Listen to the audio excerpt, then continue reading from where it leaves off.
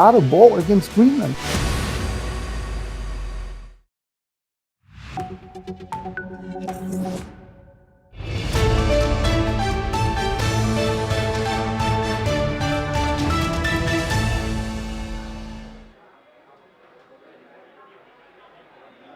Hello and welcome. You're watching the newsroom on NewsX World. I'm Mehta.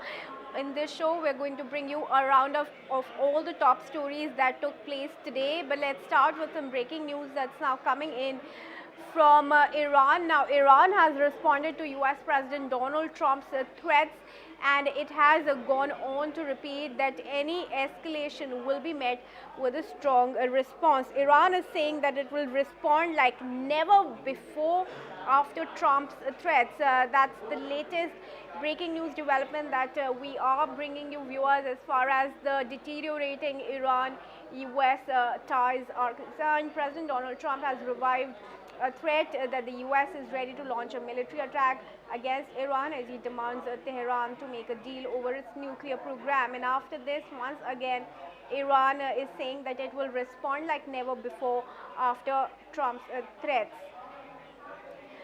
Iran's mission to the United Nations said the country will deliver an unprecedented retaliation to any US attack, and Iran's meanwhile currency has also fallen to a record low of 1.6 billion to $1, which is a month after the start of nationwide protests sparked by the country's economic woes. Iran's rial, of course, continuing to deteriorate, and amidst all this, German Chancellor Friedrich Merz has said that the Iranian government's days are numbered. So a big threat now looming on Iran, but in the latest, a strong response once again coming in from the country.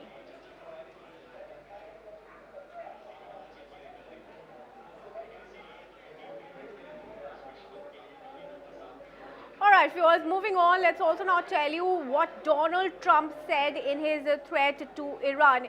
Donald Trump today took to his social media platform Truth Social to fire a number of posts where it said that a beautiful armada is heading to Iran, and he hopes that Iran will come to the negotiating table and stop its nuclear efforts. That post was put on Trump's Truth Social. In fact, Trump has now reiterated the threat of military action with demand for an Iranian deal. This came even as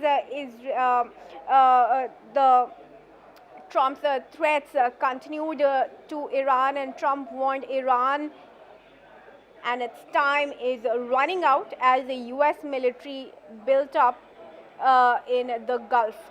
Big developments took place today, and Trump, of course, kept making those variety of posts as he warned Iran that time is running out to negotiate a deal on its nuclear program following the steady build-up of US military forces in the Gulf. The US president said a massive armada was moving quickly with great power, enthusiasm, and purpose toward Iran, referring to a large US naval force.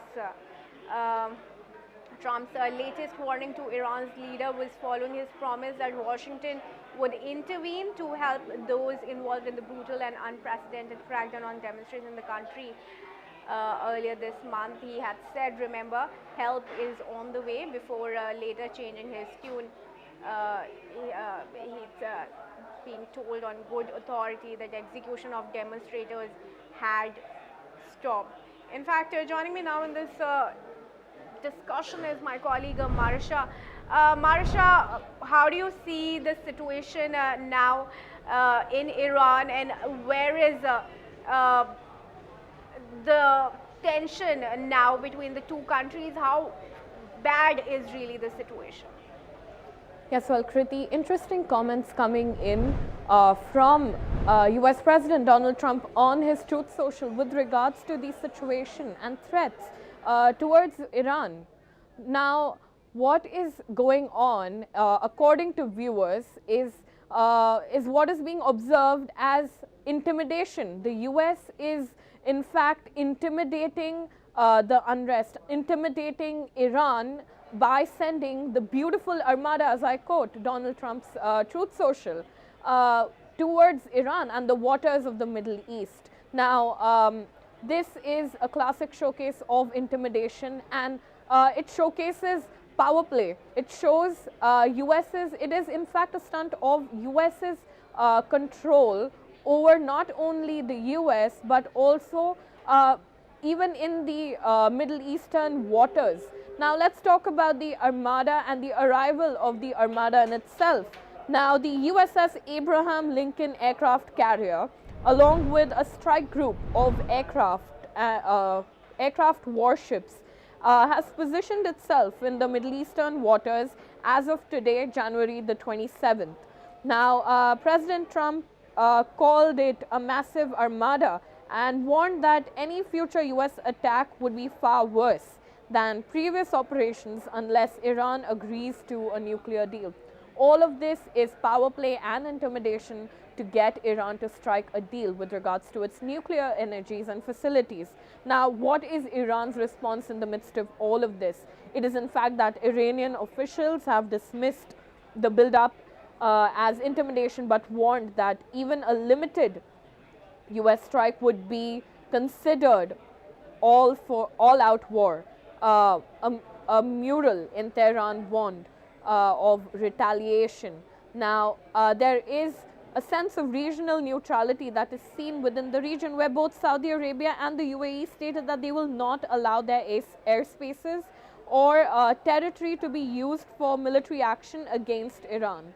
But what is this following? It's following the massive unrest and humanitarian crisis almost in Iran through the protests that have happened, where over 6,000 deaths have been verified due to the government's crackdown on protests. Some estimates suggests that the toll could exceed 36,000. Now, there is a near total internet blackout that has been in place ever since earlier this month, making it difficult for activists to document what's happening in the crackdown within Iran. Now, you touched upon the economic and diplomatic updates. Well, as you mentioned, the currency collapse. The Iranian rial has hit a record low of about 1.5 million to the US dollars as of today. That this exasperating domestic frustration and economic hardship is what Iran is witnessing as of this point. Now, despite threats, you see a bunch of diplomatic openings where the US has signaled that it is open to negotiation with Iran, with Turkish officials claiming that Iran remains ready for nuclear talks. Now, only time will tell ahead what the position of the US's control or the threats that President Trump is claiming on his Truth Social with regards to deploying these warships in the Middle Eastern waters would actually mean. Will they actually attack? Will they in reality invade or exercise military control, or even a slightest of strike on Iran with regards to compliance of this nuclear deal? So yes, Kriti, this is what we know as of now with regards to the standpoint of US and Iran and the unrest that Iran still to this date faces. Over to you. Right, Marisha, thanks very much then for filling us and our viewers for all those latest details coming in. And we now shift our focus to the Israel-Gaza ceasefire. Remember now, viewers, the ceasefire in Gaza is headed for the phase 2, as Hamas has officially completed the formalities of the phase 1 of the ceasefire, with the return of the last hostages remains. After Israel brought home the remains of its last hostage from Gaza on Monday, attention is of course now turned to the next and the more challenging phase of the US brokered peace plan with Hamas, which should include the reopening of the Gaza's border crossing, Rafah crossing with Egypt, and the deployment of an international security force to secure the Palestinian enclave. The remains of Israeli police officer 24-year-old Iran Julie were found in a cemetery in northern Gaza, and remember, Julie was killed during the Hamas-led attack on October 7, 2023. He had rushed for duty while he was on medical leave, and of course made that sacrifice. Um, uh, Jewel's body was, of course, was returned, and saw a huge patriotic fervor in Israel. And Netanyahu, of course, once again took the opportunity to issue a stern warning to Hamas against any such repeat of action in Israel. Netanyahu's office said in a statement that a limited reopening of the Rafah crossing was also conditioned upon the return of all living hostages and 100% effort by Hamas to locate and return all deceased hostages. Now, the return of all remaining hostages, living and dead, had been a key part of the U.S. brokered Gaza peace plan's first phase, and with the Israeli military confirming that all of the abductees have been returned, Hamas said it had met those terms. Hamas spokesperson Hazem Qasim also issued a statement confirming that the group's commitment to all the terms of the agreement to halt the war on the Gaza Strip, including the exchange track and its full completion in accordance with the agreement. Qasim called on the mediators of the ceasefire and the US in particular to compel Israel to stop its violation of the agreement and to implement the obligations that are required of it. I would now request Marsha to join me back and update our viewers with the latest. Yes, well, Kriti, just a few days back marked a momentous moment for Israel as the remains, as you mentioned, the remains of the last hostage, Ran Gavili, returned to Israel from Hamas. Now, this in fact did mark a momentous moment because it was the fact that all living and deceased remains of hostages were sent back to Israel. Now, this was a great development simply because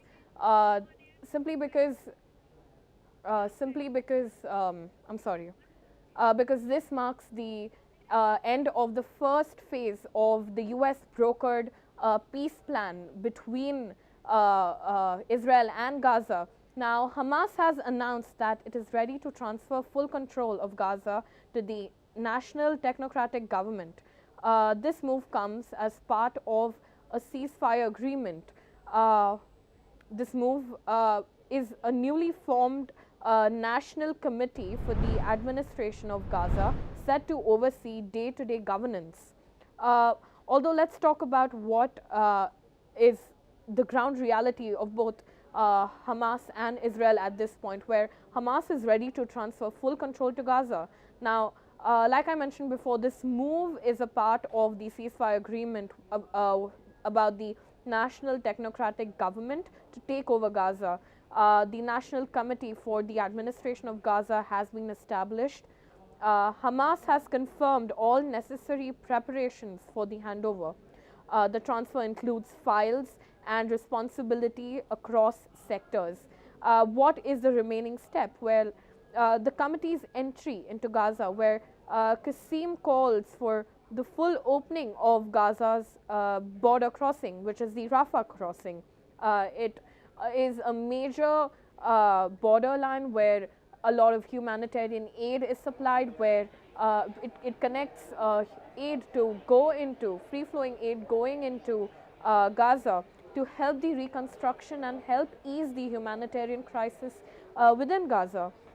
Now, Qasim, like you mentioned, urges removal of Israeli restrictions on the movement, and Hamas reaffirms commitment to ceasefire and Palestinian self-determination to help reconstruct Gaza. Now, considering everything, especially the momentous return of the last hostage, his remains that were returned, this was a point of celebration or victory for Israel, as even the president, a vigil was held where thousands attended to honor all the lives that were lost in the October 7 attack. And also we did see the Israeli president apologize or ask for forgiveness from Gavili's family. These statements came out earlier today, which do mark a shift forward or a step forward into the agreement of peace, which is being brokered by the US between Israel and Gaza. So yes, Kriti, this is what we know of what's happening in Israel and Gaza at this point with regards to the peace. All right, Marisha Shaw, thanks very much once again for joining us and sharing the latest with our viewers. And viewers, with that, we're now going to swiftly move on and track the latest as far as the protests in Minnesota over the ICE enforcement is concerned. Now, let's tell you that earlier today, Donald Trump had signaled a de-escalation in Minnesota as far as troop deployment is concerned.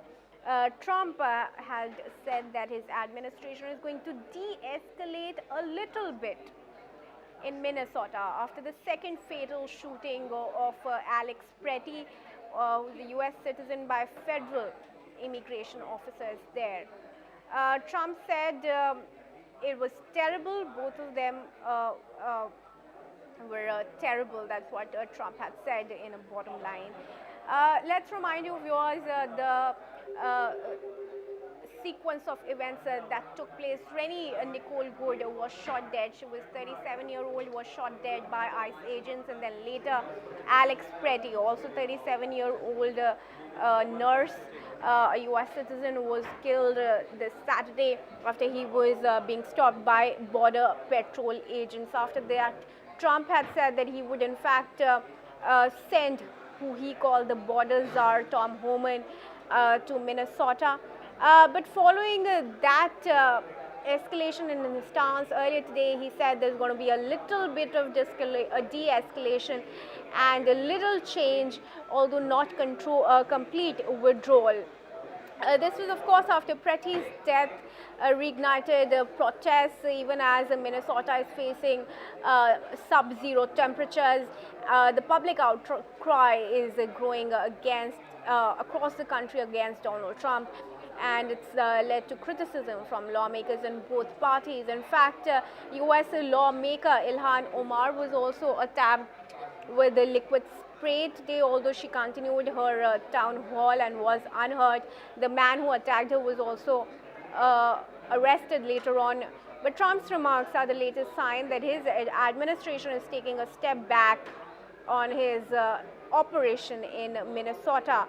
And Trump has also said that, speaking about Alex Pretty, he said that he shouldn't be carrying a gun, although he did not allude to the comments of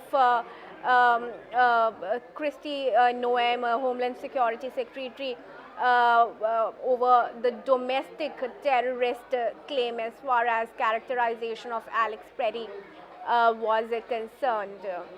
Noem said Pretty was shot because he was brandishing a gun during a confrontation, but eyewitnesses and local officials have challenged that account. Meanwhile, Minnesota Governor Tim Walz and Minneapolis Mayor Jacob Frey have gone on against Donald Trump's claims and what many are saying rhetoric, and are openly defying federal authorities and calling for local control. Let's have Marisha join us back in the discussion. Marisha, what do you think has triggered this latest so-called de-escalation that Trump is saying as far as the troop deployment in Minnesota is concerned? Yes, well, Kriti, the US is seeming to be in utmost unrest, especially in the state of Minnesota, and especially when it comes to the heightened tensions with regards to the ICE agents within Minnesota. What is seen right now is heightened tensions with regards to a lot of contradictory statements coming from both the civilians and the administration in itself. Now, when you look at it, the situation involves law enforcement, federal authority, and civil liberties all coming together, seeing one situation via three different lenses. Now, state leaders are pushing for stronger legal protections and transparency. But what has triggered this all is Trump's immigration crackdown, which he has called as Operation Metro Surge, to reduce the amount of immigrants within the US. Now, the immigration enforcement operations are ongoing across Minnesota. State and local leaders are responding to public concern over the ICE actions. Now, what we see coming in the future is a virtual briefing is scheduled to discuss constitutional rights and protections. Now, let's look at this situation from the ICE operation and federal response. Now, Border Sar Tom Homan arrived in Minnesota to oversee the ICE operations. His visit followed deadly shootings during an immigration enforcement action, which included the 37-year-old mother of three, Renee Good. Further to that, the shooting of an ICU nurse, where even he was shot, Alex Pretty. Now, the shooting of these civilians is what is causing major controversy within the departments, where the Department of Homeland Security say that two federal officers fired the shots, particularly to Alex Pretty. Now, investigators have body camera footage from at least 4 Border Patrol agents. Now, when it comes to all of this and how the local government is taking care of it, where the governor of Minnesota, Governor Tim Walz, and his wife visited Pretty's memorial site earlier today, and they did deliver their condolences. But at this point, political tensions with the White House do rise, where Mayor Jacob Frey said Minneapolis police will not enforce federal immigration laws. Frey emphasized public safety and community trust over immigration enforcement. Now, US President Trump criticized Frey on his Truth Social, warning that he is playing with fire. These are critical comments coming in from the president, and like you touched upon, even with Ilhan Omar and the assault that took place at the town hall, where she was sprayed with an unknown liquid. The attacker was using a syringe and was arrested on suspicion of assault. Now, forensic team is testing the liquid used for the incident. She called for Homeland Security Kristi Noem to resign. What are the key takeaways through the midst of all of this is that Minnesota is facing heightened tension over the ICE enforcement, although now with Trump's latest orders, where ICE agents have started to withdraw from regions of Minnesota, they are in fact withdrawing from that, because it is in fact causing a lot of protests and a lot of aggregation towards aggression and violence within civilians and government officials. So this is what we know as of now with regards to the ICE protests and the deployment and the withdrawal of ICE agents within Minnesota. So yes, Kriti, this is what we know with regards to the unrest in the USA, especially in Minnesota. Right, Marsha, once again, thanks very much for all those updates. And we now move on, viewers. Now on to the latest on Greenland and its sovereignty now. In the latest, French President Emmanuel Macron has said that the dispute on Greenland with the US should serve as a strategic wake-up call for Europe. French President Emmanuel Macron said the US-Greenland dispute had jolted Europe into reassessing its security, urging greater sovereignty, Arctic engagement, and faster defense rearmament amid strained transatlantic ties. The remarks come as the European countries are seeking to present a more united front and demonstrate greater strategic autonomy after Donald Trump unsettled the transatlantic alliance with his threats to acquire Greenland, which is the largest autonomous island in the world. Now, Macron was with Danish Prime Minister Mette Frederiksen and Greenland's Prime Minister Jens Frederik Nielsen when he said the current awakening for Europe should center on asserting European sovereignty and contribution to Arctic security, on the fight against foreign interference and disinformation, and on the fight against global warming. Now, he also underscored France's support for Denmark and Greenland and reaffirmed Paris's solidarity and its commitment to sovereignty and territorial integrity of Greenland. Macron also said that France will continue to defend the principles in accordance with the UN Charter, while voicing support for a stronger NATO role in the Arctic. In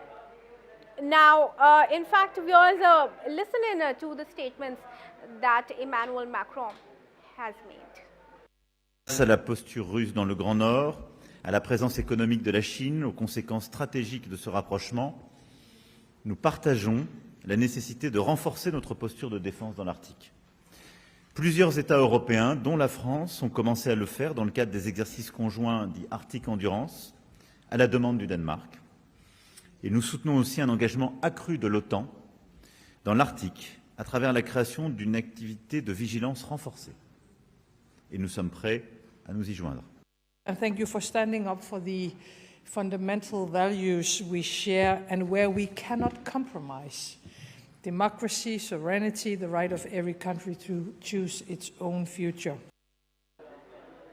All right, viewers, that's all the time that we have for this. We'll wrap on this edition of the newsroom. But do keep tuned to NewsX World for all international news and updates.